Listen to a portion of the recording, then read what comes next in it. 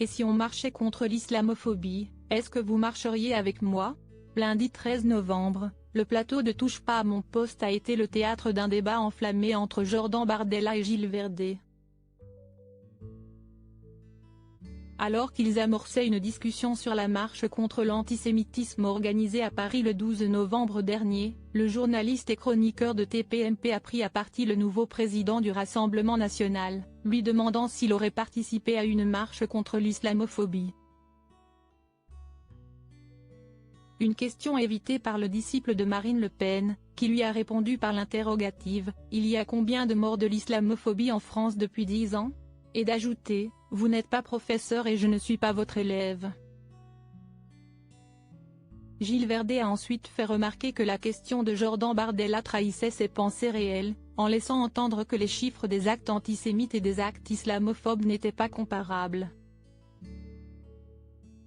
Pourtant, selon les chiffres du Service de protection de la communauté juive, SPCJ, pour l'année 2022, 436 actes ont été recensés, contre les 527 rapportés par le rapport sur l'islamophobie du collectif contre l'islamophobie en Europe, CSI, sur la même période.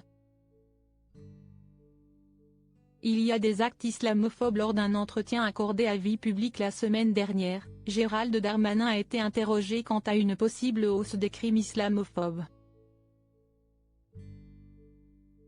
Ce à quoi le ministre de l'Intérieur a répondu : « Alors, il y a des actes anti-religieux nombreux en France. D'abord, les actes anti-chrétiens, il y a des actes anti-musulmans. Ils sont aujourd'hui moins nombreux que les actes antisémites. » Sur le fond, le bras droit d'Emmanuel Macron a raison. Pourtant, nos confrères de France Info apportent plus de nuances à ces propos.